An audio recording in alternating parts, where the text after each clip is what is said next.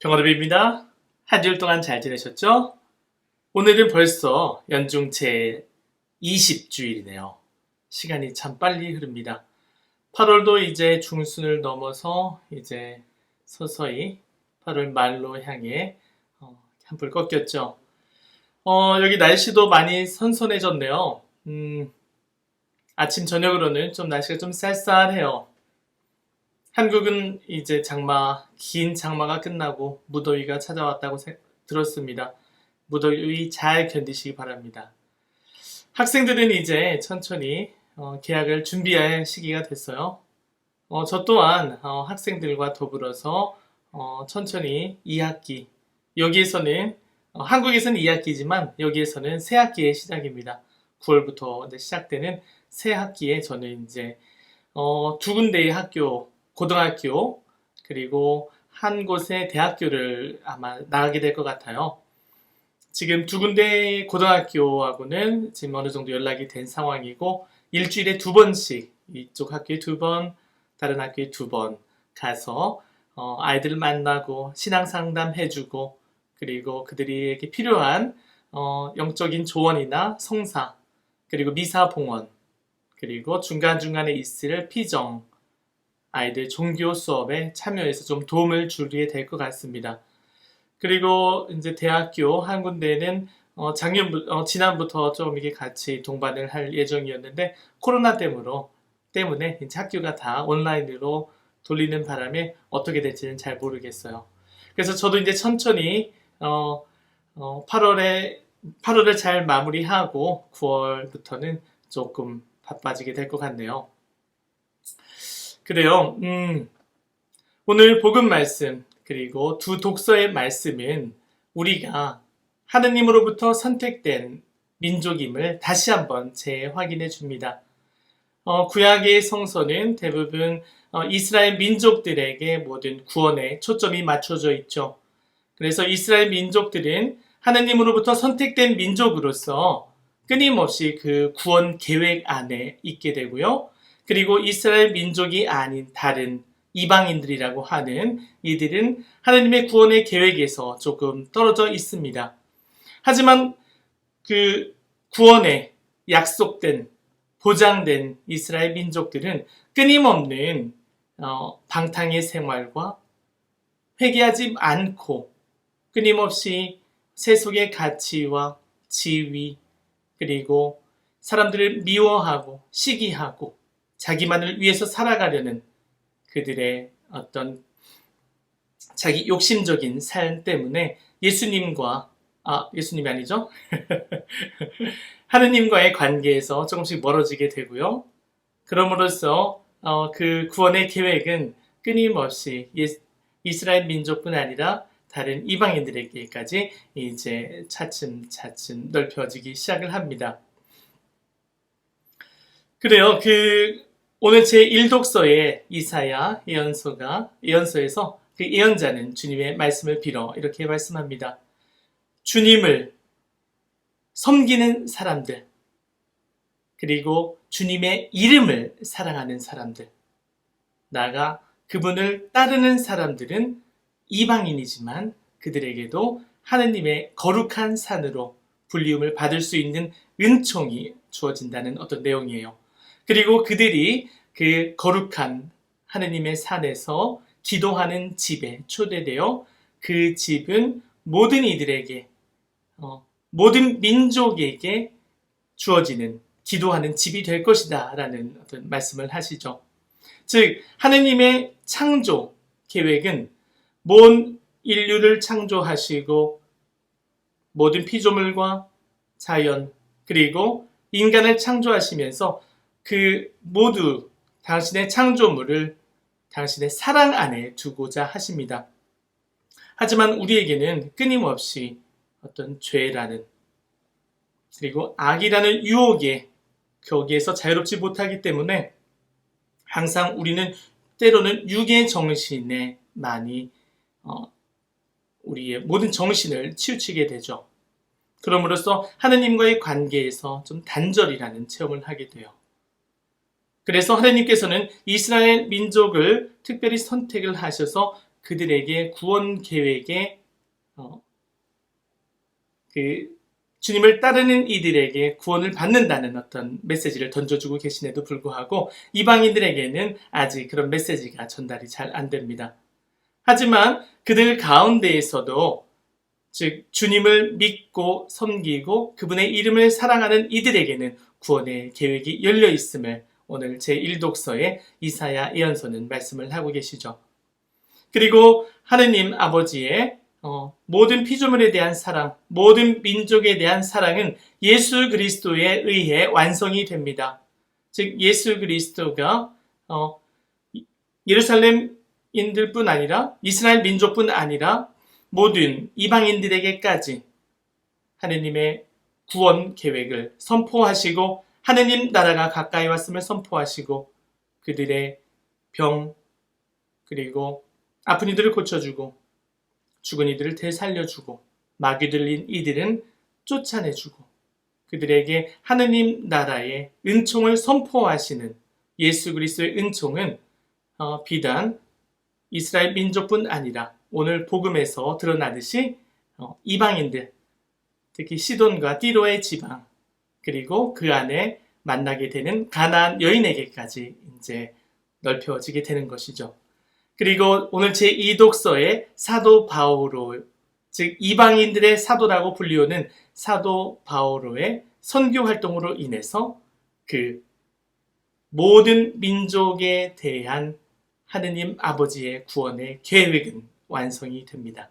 즉 그 구원, 우리를 사랑하시는 아버지의 자비, 은총은 이스라엘 민족을 넘어 모든 민족에까지 풍성하게 흘러넘침을 우리는 오늘 독서 그리고 복음을 통해서 알 수가 있습니다.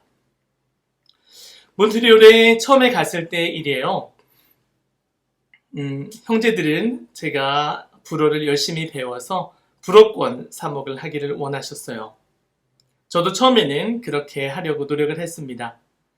하지만 1년이 지나고 2년이 지나고 제가 그 몬트리올의 상황을 잘 살펴보니까 사실 퀘베커들, 불어권 퀘베커들의 교회는 많이 침체된 상황이었어요. 하지만 주변을 돌아보니까 불어권이지만 아프리카 쪽의 사람들 그리고 IT, 헤이티라고 하는 IT 쪽에서 오신 불어권의 사람들 그리고 더 나아가서 아시아 쪽에서 남미 쪽에서 온 모든 이민자들 그들의 교회는 아직도 침체되어 있는 몬트리올 교회의 단비와도 같은 하나의 마르지 않는 오아시스 같은 존재였어요. 그리고 제가 프란치스칸으로서 이곳에 왔는데 주변을 보니까 많은 불어권 형제들, 특히 이제 퀘벡에 있었던 형제들이 불어권 사목에만 집중을 할 수밖에 없는 상황. 언어적인 한계가 있겠죠. 하지만 몬트리올이라는 곳은 특수한 곳이죠. 정말 수십 개의 민족들이 모여서 살아가는 한 도시를 이루어서 살아가는 곳임에도 불구하고 그 안에 이민자들의 성소자가 없다라는 것 그리고 이민자들을 위해서 누군가 한 명 혹은 많은 형제들이 추신해서 사목하지 못하는 현실에 대해서 좀 안타까움을 느끼기 시작을 했습니다. 물론 우리 영어권 불어권 안에서 영어를 하시는 형제분들께서 제가 과거에 머물렀던 파크 익스텐션이라는 공동체에서 영어권 사람들, 특히 이민자들 그리고 refugee, 잠깐만 뭐라고 하죠? 이 단어들이 떠오르지가 않아요. 안 떠올라. 큰일 났네. 한국말도 안 떠올라서 큰일 났어. 아무튼 그 이민자들과 이렇게 집에서 이렇게 떠나와서 이렇게 사는 사람, 난민들. 이 단어가 떠오르지 않아 큰일 나요. 난민들을 위해서 이제 사목을 많이 하셨어요. 그럼에도 불구하고 저는 끊임없이 한인들의 안타까움이 좀 느껴지기 시작을 했습니다. 우리가 프란치스칸이라는 좋은 가치, 영성을 불어권뿐 아니라 영어권, 나아가서 저는 한국 사람으로서 한국말로 사먹을 때 가장 자연스럽게 할 수 있거든요. 지금처럼 좀 버벅대긴 하지만 이제는. 예. 그런데 제가 한인 사먹을 하려고 조금 눈을 돌리면은 주변에서 조금 아쉬운 소리, 안타까운 소리를 좀 하시는 분들이 계셨어요. 너희가 여기 온 목적은 불어권 사목, 그리고 불어권 형제들과의 어떤 같은 사목을 하기 위함인데 나아가려고 하는 삶의 방향을, 중심을 잘 잡았으면 좋겠다. 참 좋은 말씀이었고요. 저는 또 그대로 또 따르려고 노력을 했습니다. 하지만 3년, 4년, 5년이 지나고 많은 분들을 만나고 특히 한인분들, 그분들의 상담과 면담을 통해서 정말 이분들이 이 안에서 정말 한인 사제의, 특히 프란치스칸 사제의 도움이 필요한 이들이 아닌가라는 생각들이 이제 하나씩 떠오르기 시작을 했어요. 그럴 때마다 저는 많은 갈등을 했습니다. 내가 불어권 사목 혹은 영어권 사목에 대한 부담감으로 인해서 내가 가장 편하게 할 수 있는 한인 사목을 하려는 하나의 유혹이 아닐까. 그래서 한인 쪽으로 나아가려고 하는 것이 아닌가라는 생각들도 많이 했었는데 잘 식별을 해보니까 그들이야말로 정말 이민자로서, 스웨덴 이들로서, 어떻게 보면은 이방인들로서 누군가의 도움, 특히 프란치스칸들에게는 그 프란치스칸 사제의 영신적인 도움이 필요한 이들이다라는 생각들이 저를 이제 지배하기 시작을 했죠. 그래서 그 부분에 대해서 광구장님과 잘 상의를 하게 되고 지금은 이곳 서쪽에 파견이 돼서 자유롭게 이쪽에 있는 서쪽 지역의 제소 프란치스칸들 사목을 할 수 있습니다. 즉 저에게는 있어서 그분들이 그 다른 나라에서 참 힘들게 정착하고 언어로 문화적인 다름으로 인해서 고통받는 이들, 어떻게 보면은 특히 이제 퀘벡에서 퀘벡 교회 한인 성당이 있지만 퀘벡 교회 내에서 특별한 교회 내에 많은 서비스를 받지 못하는 상황에 있는 분들, 특히 프란치스칸으로서 제가 한인 프란치스칸들에게 그리고 청년들에게 프란치스칸 영성을 나누길 위해서 시간을 투자하고 정성을 들여야 함에도 불구하고 주변인들의 그런 시선으로 인해서 제가 좀 위축돼 있었던 상황. 한 번은 제가 이렇게 얘기한 적도 있어요. 내가 여기 퀘벡에 살면서 당신 여러분들과 생활을 하면서 꼭 여러분들이 퀘벡과 당신들이 꼭 이스라엘 민족과 같다. 그리고 지금 여기를 보시라 얼마나 많은 이방인들이 이곳에서 살고 있지 않는가. 근데 프란치스칸이라는 이름으로 우리가 그들에게 어떻게 접근하고 있습니까? 누가 한 명 그들에게 나아가서 그들을 제소 프란치스칸이건 청년들을 위해서 사모가는 사람이 있습니까? 그렇지 못하면서 왜 제가 그 마인드를 가지고 접근하려는데 왜 거기에 여러분들은 끊임없이 반대는 아니지만 아쉬운 소리를 하십니까? 그래서 정말 아쉬운 마음에 막 울분을 토해낸 적이 있어요. 당신네들은 꼭 선택된 민족인 마냥 여기서 생활하지 마십시오. 지금 이 현대의 특히 퀘벡의 현 주소를 보십시오.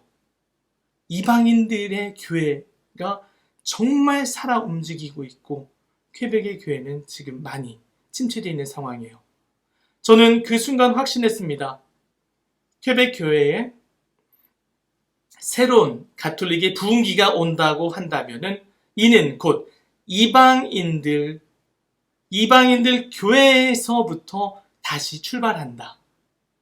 즉 그리스도교가 그 선택된 민족인 이스라엘 유다인들 사이에서가 아닌 그들의 일부 중심과 더 나아가서 이방인들의 회개로 인해서 부흥을 일으킨 것 같이 퀘벡도 그 역사의 반복을 걷지 않을까라는 조심스럽게 그런 시대 상황에 대한 진단을 제가 좀 했었습니다. 그리고 정말 그럴 것 같아요. 정말 여기 안에서 새로운 가톨릭의 부흥기가 찾아온다고 한다면 특히 퀘벡에서 그거는 분명히 이방인들을 중심으로 한 교회의 움직임 안에서 이루어질 것입니다. 그리고 이쪽 서쪽에서 봐도 마찬가지예요. 서쪽에서 대부분 성당에 많은 대다수가 필리핀 사람들이고요. 한국, 그리고 여기는 좀 중국계들도 좀 많고요. 베트남계, 그리고 라티노들. 그런 성당들은 정말 일부 성당의 한 7, 80% 이상의 퍼센테이지를 차지하고 있죠. 물론 이제 여기 캐나다는 정말 이민자들의 나라이기 때문에 그런 것들에 대한 별 차별은 없을 거예요. 하지만 퀘벡은 아직도 그런 모습을 가지고 있기 때문에 참 안타까운 마음과 함께 기도로서 끊임없이 퀘벡 교회의 새롭게 퀘벡 교회가 정말 복음화 되기를 저는 끊임없이 기도를 합니다. 여러분들도 그런 기도 가운데 좀 함께 해주셨으면 좋겠습니다. 그리고 오늘 오늘 복음의 가난 여인에 대해서 좀 한번 살펴봤으면 좋겠어요. 조금 길어지네요. 제가 퀘벡 교회 얘기를 조금 짧게 하려고 했는데 하다 보니까 좀 길어졌어요. 오늘 복음의 가난 여인, 아마도 부모님들, 특히 내 가까운 사람이 병으로 인해서, 질병으로 인해서 고통받고, 그래서 그들을 치유하기 위해서 병원에도 가보고, 다른 한방, 그리고 전통적인 시술을 통해서 시도를 해보지만 잘 치유가 안 된 자녀를 둔, 부모를 둔, 가족의 누군가를 둔 그런 분들이 오늘 복음의 가나안 여인의 정말 그 간절한 마음을 가장 잘 이해할 것 같아요. 왜냐하면 복음을 읽더라도 우리가 체험을 통해서 나오는 그 상황들은 우리가 더 깊이 있게 이해할 수 있기 때문이에요. 단순히 읽는 데 그쳐서가 아니라 내 삶과 이 복음에 있는 그 주인공들의 어떤 삶과 같이 비추어가면서 묵상할 때 우리는 복음을 더 깊이 있게 묵상하고 이게 나아가 묵상을 넘어 관상까지도 나아갈 수 있죠. 그래서 여러분들 복음을 읽으실 때 그 등장 인물들과 내 상황과 한번 조금 같이 비교해 가면서 내 상황에 그 복음의 상황을 대입해서 한번 묵상을 해보신다면은 묵상을 더 깊이 있게 하실 수 있으리라고 생각합니다. 그리고 가나안 여인의 마음을 더 깊이 있게 묵상하실 수 있을 것 같아요. 즉 가나안 여인은 마귀 들린 자녀 한 명을 두고 마음이 아팠어요. 그리고 어떻게 해서든지 그 자녀를 치유하기를 원했죠. 하지만 많은 시도에도 불구하고 그 마귀 들린 자녀의 어떤 병을 치유할 수 없는 상황임을 이제 직감하게 되죠. 그 순간 멀리에서 이런 소문이 들려옵니다. 나자렛 출신 예수라는 사람이 있는데 그 사람이 지금 전 갈릴레아 지역을 돌아다니면서 아픈 이들을 고쳐주고 그리고 나와 너를 깨끗하게 해주고 가난하고 소외된 이들에게 기쁜 복음의 말씀을 전해주고 계신다. 하지만 그곳은 이방인의 도시죠. 시돈과 띠로라는 이방인의 도시에 그분이 오실 일은 정말 기대도 하지 않은 상황이었을 거예요. 하지만 가나안 여인은 예수님과 그 제자들이 그 지역을 방문했다는 소식을 듣고 얼른 그곳으로 달려갑니다. 물론 그 가나안 여인이 그 가나안 여인이죠, 맞죠? 지금 갑자기 사마리아 여인 나가서 헷갈렸어요. 가나안 여인은 예수님을 만난 적도 없어. 그냥 소문만 듣고 있어요. 하지만 딸의 그 마귀 들린 딸이 빨리 좀 거기에서 자유로워지기를 간절히 원하고 있기 때문에 정말 어떻게 해서든지 예수님을 만나서 간절하게 요청하고 싶은 마음뿐이었어요.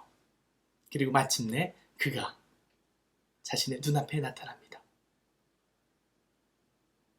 다윗의 자손이신 주님, 자비를 베풀어 주십시오.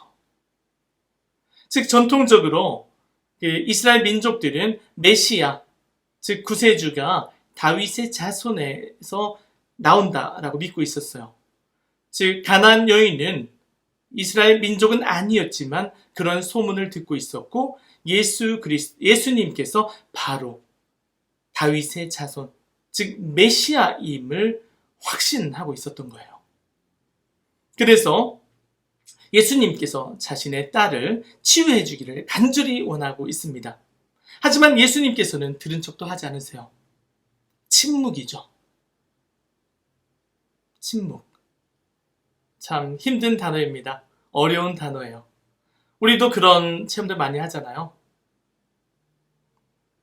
간절하게 예수님을 불러보지만, 간절하게 하느님을 찾아보지만 어느 때는 어떤 응답도 들리지 않고 침묵만이 내 주변을 감쌉니다. 때로는 의심을 해요. 하느님이 정말 계시는가? 이렇게 내가 어렵고 힘든 상황임에도 불구하고 내가 믿고 의지하는 하느님은 왜 나에게 자유를 주지를 않으시는가? 왜 나에게 이 상황을 극복할 수 있게 용기를 주지 않으시는가? 그 아이들에게 엄마 사탕 하나만 했을 때 하나 주면은 그래 웃으면서 하나 주기 시작을 하면 아이들은 이제 조금 있다가 눈치를 슬슬 보기 시작합니다. 그리고 어떻게 해요? 2개를 요구해요. 엄마 사탕 2개만. 하나 줄 때보다 2개를 주면 더 기뻐하잖아요. 그러면 이제 2개를 받은 아이는 더 이제 기쁘죠. 하지만 매번 주라고 할 때마다 어머니께서 사탕을 주니까 애가 버릇이 생겼어. 그리고 꾀가 나요. 아무 때나 그냥 요청을 해. 근데 이제 어머니가 이제 그 순간에 이 녀석이 그냥 아무 때나 자기가 원하면 다 들어주는 걸로 착각하고 있네? 더 이상 감사함을 느끼지 못하고 있네? 더 이상 이 하나의 사탕에 만족을 하지 못하네? 이럴 때 어머니가 잠시 침묵을 합니다. 그러면 어떻게 해요? 아이가 짜증을 내요. 그걸 안 준다고 짜증을 내. 엄마! 왜 나한테 사탕 안 줘? 예전에는 하나만 줘도 감사히 받아먹고 기뻐하던 아이가 습관적으로 이게 사랑을 부어주니까 그게 결핍됐을 때 짜증을 낸다라는 말이에요. 즉 예수님도 하느님도 그 순간 우리에게 무한히 내려주시지만 우리가 어느 순간 하느님의 존재를 잃고 감사함을 느끼지 않고 그냥 무조건 주세요 다 얻어먹다 보니까 거기에 하느님과 나와의 그 관계가 그냥 요청하면 받아주는, 요청하면 주는 기계적인 관계로 남게 된다라는 거예요. 이런 때 하느님께서는 우리에게 침묵이라는 순간을 선택을 하십니다. 그 침묵은 제가 지난주나 지지난주에 말씀드렸던 내용도 있는데요. 내 자신이 어둠에 있을 때 하느님이 현존하고 계심에도 불구하고 내가 하느님의 존재를 느끼지 못하는 상황일 수도 있고, 그리고 지금처럼 내가 감사함을 느끼지 못하는 그 순간에 하느님께서 나에게 더 깊은 신앙을 요구하기 위해서 침묵이라는 선택을 하시게 되는 거죠. 그러자 그 여인은 더 간절하게 이야기를 합니다. 주님 자비를 베풀어 주세요. 주님 도와주십시오. 그러자 예수님께서 단호하게 차갑게 말씀하십니다. 나는 이스라엘의 떠돌이 양들을 구원하러 왔다. 그러니까 그 여인이 무릎을 꿇고 더 간절히 요구를 해요. 하지만 예수님께서는 이 순간 더 그 여자를 굴욕적인 상황으로 몰아넣습니다. 내 자녀들에게 줄 빵을 개에게 줄 수 없다. 근데 여기에서 그 여인이 정말 지혜롭게 그 상황을 극복해냅니다. 주님, 그래도 그 자녀 밑에 있는, 자녀의 테이블 식탁의 밑에 있는 강아지는 그 부스러기조차도 먹지 않습니까? 근데 여기에서 우리가 조금 살펴봐야 될 상황이 있어요. 전통적으로 유다인들은 이방인들을 개라는 단어로 표현을 했습니다. 우리도 개라는 단어가 들어가면 좀 욕에 가깝잖아요. 근데 그 그리스 말에 보면은 개라는 단어가 두 개로 나뉘어져요. 꾸나리올이라는 단어랑 꾸온이라는 단어. 제가 발음을 정확하게 했는지는 모르겠어요. 이렇게 두 가지 단어로 표현이 되는데요. 꾸나리온이라는 단어는 그 퍼피 혹은 펫, 애완견에 그 사용하는 단어이고요. 꾸온이라는 단어는 그 와일드개, 그 뭐라고 하나요? 똥개라고 해야 될까요? 그 들개. 그러니까 이 개는 이방인들을 지칭을 하는 것이죠. 근데 여기에서 예수님께서는 꾸나리온이라는 단어를 사용을 해요. 그러니까 이스라엘 민족들과 함께하고 있는 개라는 것이죠. 애완견, 그런 단어로서 표현을 해요. 근데 이제 이 가난 여인이 똑같이 대답할 때 꾸나리온이라는 단어를 씁니다. 주님, 그 강아지들, 그 개들도 주님의 식탁에서 떨어지는 부스러기, 빵의 부스러기 음식을 먹습니다.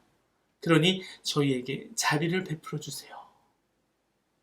이때 예수님께서는 여인아, 네 믿음이 정말 대단하구나. 그 믿음으로 인해서 이제 그 딸은 다시 구원을 얻게 됩니다. 즉 예수 그리스도께서는 하나님의 무한하신 사랑을 선택된 이스라엘 민족뿐만이 아닌 모든 이방인들, 특히 주님을 믿고 섬기고 따르고 그분의 이름을 사랑하는 이들에게까지, 즉 오늘 복음에서는 가나안 여인이 그런 사람들의 대표적인 인물이 되겠죠. 그 구원을 넓혀주세요. 즉 예수 그리스도로 인해서 그 구원은 한 민족이 아닌 모든, 즉 아버지 하느님의 창조 계획에 있었던 모든 피조물에게까지 그 구원이 열리게 됩니다. 그래요. 여러분들, 특히 이민자분들, 이 사회 안에서 끊임없이 좀 소외되고 답답하고 상처받고 어렵고 힘들고 내가 이 삶의 중심에 있지 못하고 항상 변두리에 있는 느낌들을 많이 받으셨을 거예요. 하지만 여러분들께서 예수 그리스도에 대한 끊임없는 믿음과 사랑, 그에 대한 신뢰가 있다고 한다면 그 안에 여러분들은 끊임없이 마음의 위로를 받을 것입니다. 오늘 가나안 여인이 느꼈던 그 작지만 겸손하고 간절한 그 기도 안에 예수 그리스도께서는, 하느님께서는 우리에게 풍성한 마음의 위로와 사랑, 그리고 그분의 은총 끊임없이 내려주고 계십니다. 그리고 여러분들은 이곳에서 때로는 힘들고 어렵게 자라시고 견디고 이겨내시겠지만 그 안에서 그분의 사랑으로 인해서 끊임없이 자존감이 다시 새롭게 다시 올라오게 되고, 그리고 나도 또한 사랑받는 하느님의 자녀다라는 확신 안에서 더 기쁘게 이 삶을 이겨나갈 수 있을 거라고 확신합니다. 그리고 여러분들은 모두 하느님으로부터 선택된 민족들, 그 가운데 한 분이고요. 그분은 하느님께서 사랑하십니다. 즉 여러분들은 하느님의 사랑받는 자녀들입니다. 아멘.